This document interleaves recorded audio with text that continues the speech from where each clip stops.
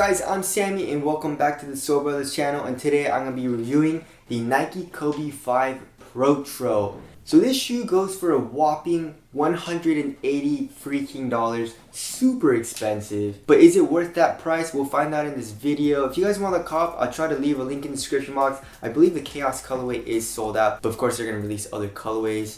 So yeah, let's get it started off with the traction. So for the traction, it's pretty much the same. They didn't really change anything up from the original Kobe 5, and you have a lot of weird looking lines. And at first, it looks like it'll be very soft and pliable, but it's actually not. It's a really hard rubber. So as far as durability goes, I feel like it'll even be good for outdoor use. As far as on a clean court, you're gonna be good. This traction bites really hard. It has a nice hard stop, but on dust it was a little bit of a problem. Like even when I wiped, it just didn't seem like I had a good stop, you know, compared to like on a clean court.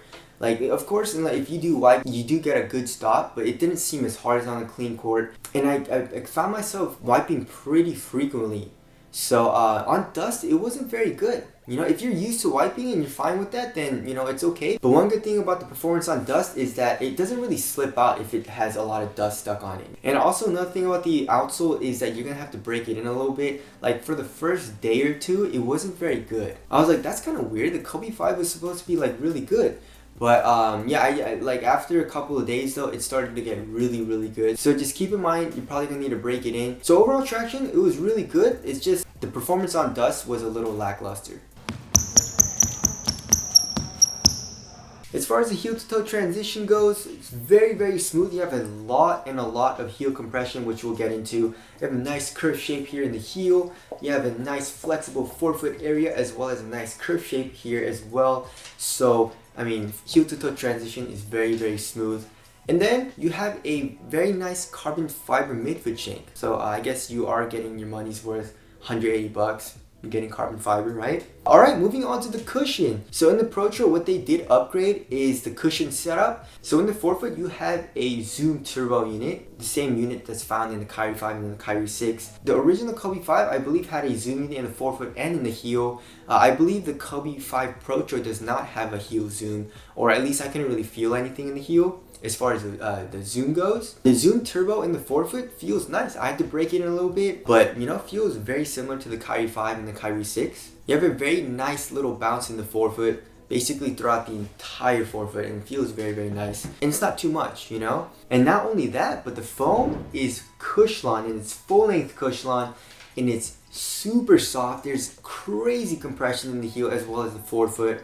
Impact protection is incredible. Also, there's a slight little bounce to it as well. To me, it's not too mushy and too soft. It's just the right amount of it, and I love it. But one thing is that Cushlon does bottom out, and it definitely doesn't feel as soft as when I first had it. But if you don't like the feeling of it being soft, just keep playing in it and it'll get a little bit stiffer, you know? But for me, I mean, this cushion setup is really nice and I love it. Impact protection is great, especially for heel strikes. There's a nice little bounce in the forefoot. Responsiveness is also really good. Like I said, I didn't feel laggy or anything, and I didn't feel unstable from the cushion setup. And the core feels really good as well. So overall, this cushion setup is incredible. I really like it. But like I said, if you don't like soft cushion setups, then you should probably look elsewhere. Alright, moving on to the materials. The materials in the Kobe 5 PROTRO, I mean, throughout the entire upper is basically this fused material, and you're definitely gonna need to break it in. At first, it pinches your foot, it feels stiff, but it actually broke in pretty quickly and pretty nicely. And then it's actually really thin,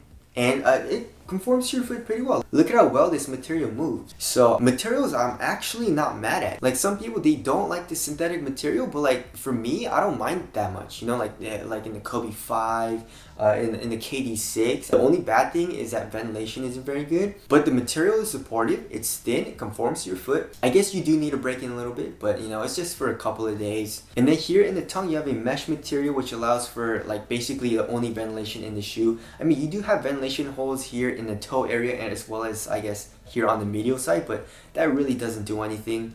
And then the ankle area, you also have like this textile type of material. Also on the lateral and medial side, you have fly wire that's kind of like sandwiched in between the synthetic material.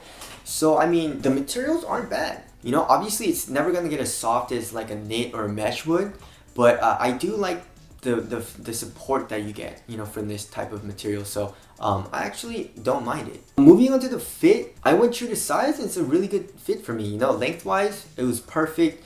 Widthwise though, it was really narrow, like super narrow. It was choking my foot out.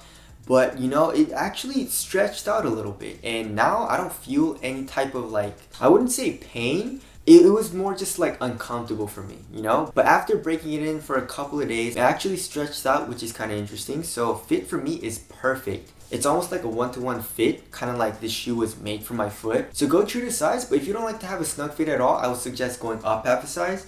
If you have a wide foot, I probably would stay away from this shoe. It's really narrow. The support and lockdown in the shoe is incredible. I mean, old school shoes with this type of material, and I guess the foam coming up here as well on the lateral side. I mean, lateral containment, my foot was contained, it was not going anywhere. And also you have a very sharp outrigger. Look at that. So you have a nice low wide base.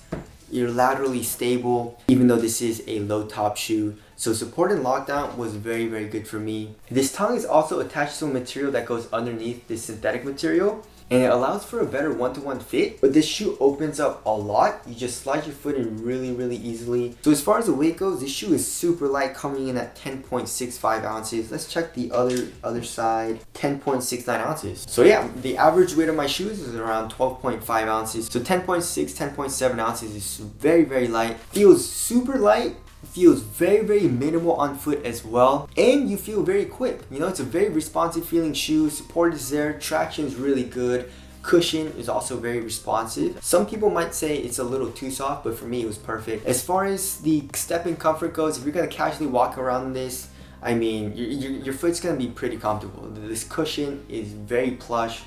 The one thing is though, I mean, if it's not broken in, obviously the material is going to be a little uncomfortable, but if it is broken in, then it shouldn't be too bad. For ventilation, this shoe is pretty damn hot. There's really no ventilation due to the synthetic material. Even though you do have ventilation holes, they don't really do anything. And just watch out, because I got a lot of blisters playing in this shoe. Like my pinky toe got a blister. I got a blister like right up here, where I don't know how I got a blister up here, but I got a blister up here as well. Just make sure, like, if your feet are sweaty and very hot, just make sure to like take it off after a couple of the games, dry your feet out, and put the shoe back on. As far as durability goes, durability seems like it'll be very good. You know, outsole seems durable, the upper seems very durable. The only thing is cushion does bottom out pretty quickly, so just watch out for that. But overall, this shoe will probably last you a pretty long time. Moving on to the aesthetics, the Kobe 5 is probably one of my favorite Kobe's out of his entire line aesthetically.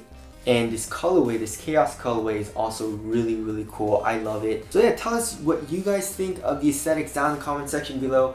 So wrapping things up, incredible shoe, and it performs really well. And I feel like they did upgrade it. You know, like Kobe's thing for his PROTROs is that he wanted to upgrade his shoes. So yeah, from the old shoe, I would definitely say it's an improvement. Like traction is pretty much the same, but cushion they improved on. And I guess that's about it. The cushion is pretty much the only thing they improved on, because like if you saw the first impressions video, this shoe is like an ounce heavier than the old school shoe, but you know, it doesn't really, you don't really notice that for some reason. I didn't really notice it. And even if it was only the cushion being upgraded, you know, it's still an upgrade, and it feels way nicer than the injected filing that they use in the old school shoes. Like I said, just watch out. You might need to break it in. There's gonna be a little bit of pinching.